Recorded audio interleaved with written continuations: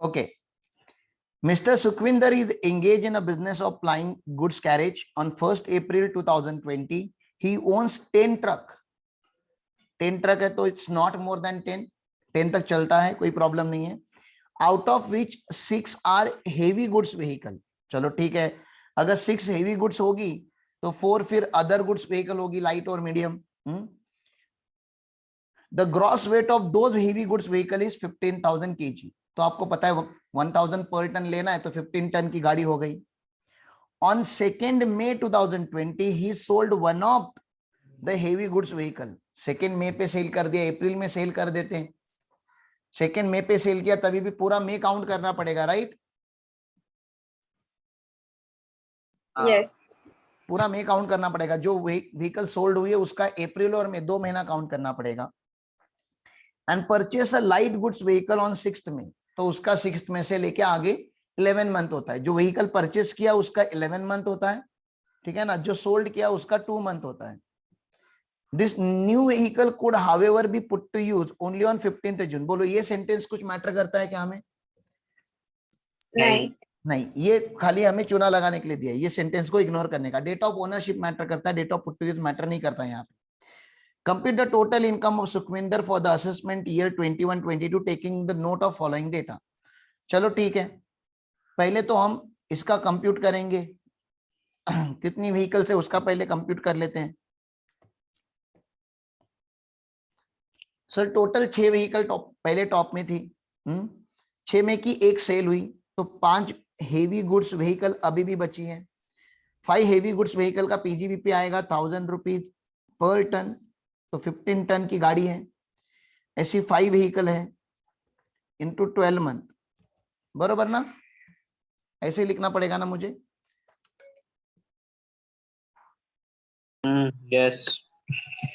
1000 into 15 into 5 vehicle into 12 month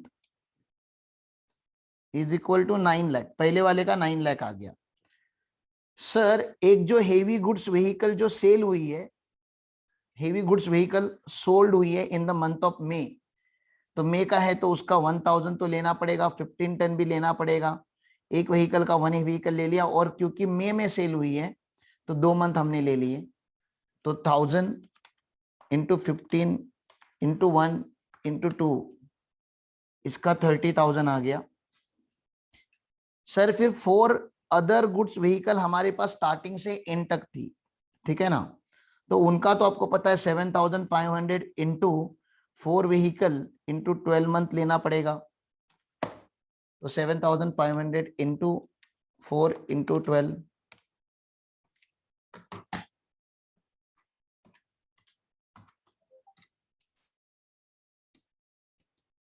3,60,000 इसका हो गया.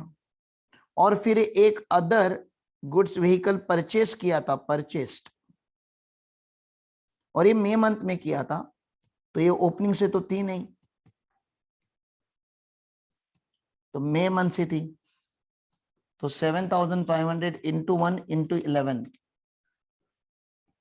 82,500. इसका टोटल आता है 82,500 plus 360 plus 30 plus 9 lakh 13,72,500. Majority of you give me this answer. ये आंसर ऐसे निकलेगा. तो हमारा जो आंसर आया ना सर, ये 44 ए का आंसर आया 13,72,500. एकदम सिंपल वे में मैंने आपको कंप्यूट करके दिखाया, ज्यादा कॉम्प्लिकेटेड करने की जरूरत नहीं है इसको, ठीक है. लेकिन सुखविंदर जी ने खुद का बुक्स अकाउंट मेंटेन करके खुद का प्रॉफिट भी निकाल के रखा हुआ है. उनका ग्रॉस रिसिप्ट है 13,70,000. ऑपरेशनल एक्सपेंसेस उन्होंने माइनस किए, डेप्रिसिएशन उन्होंने माइनस किया, ऑफिस एक्सपेंस माइनस किया. तो उनका नेट प्रॉफिट उनके कैलकुलेशन के हिसाब से 4,45,000 आता है. ये इनका as per books of accounts आता है. मुझे बताओ ज्यादा बेनिफिशियल क्या है? अदर नॉन बिजनेस इनकम 70,000 हो तो दोनों जगह पे रहेगा. आपको क्या लगता है ज्यादा बेनिफिशियल क्या है? बुक्स ऑफ अकाउंट मेंटेन करना और रियल प्रॉफिट शो करना, या बुक्स ऑफ अकाउंट मेंटेन नहीं करके प्रिजम्पटिव प्रॉफिट शो करना? प्रिजम्पटिव प्रॉफिट हमने कितना निकाला है? 13,72,500. बोलो ज्यादा बेनिफिशियल क्या है, बुक्स ऑफ अकाउंट्स वाला कि प्रिजम्पटिव वाला? बुक्स ऑफ अकाउंट वाला. Books of accounts. Books of accounts वाला, लेकिन बुक्स ऑफ अकाउंट्स वाला करोगे तो आपको ऑडिट भी कराना पड़ेगा, राइट? हाँ अरे बुक्स ऑफ अकाउंट्स कराओगे तो आपको ऑडिट भी कराना पड़ेगा। तो देखो यहाँ पे मैंने पूरा रीड कर लेता हूँ। Section 44 A would apply in this case of Mister Sukhwinder C is engage in a business of flying goods carriage and owns not more than 10 goods carriage at any time during the previous year. Section 44 AE provides for the computation of business income. तो इन्होंने पूरा 1000 पर ton वो सब लिखा है, 7500 वाला law लिख दिया है और ये निकाल के दिया उन्होंने 13,72,500.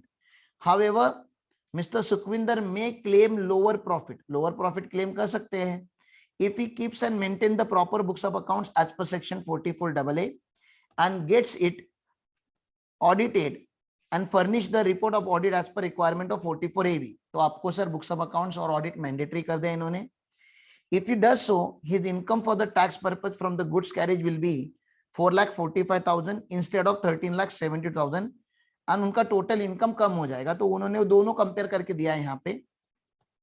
प्रिजम्पटिव इनकम होगा तो 13,70,000, बुक्स ऑफ अकाउंट मेंटेन करोगे तो 4,45,000. अदर इनकम उन्होंने जो 70,000 का दिया वो सिंपली ऐड हो जाता है क्योंकि हमने खाली ट्रांसपोर्ट का इनकम निकाला था. तो ऑब्वियसली मैं कभी भी 5,15,000 के ऊपर टैक्स भरने के लिए रेडी रहूंगा एज कम्पेयर टू 14,42,000 के ऊपर. और यहाँ पे उन्होंने अपने कैलकुलेशन के हिसाब से वो इनकम निकाल के दे दिए जो हमने भी निकाला था. बोलो, क्लियर है? Yes sir. ओके.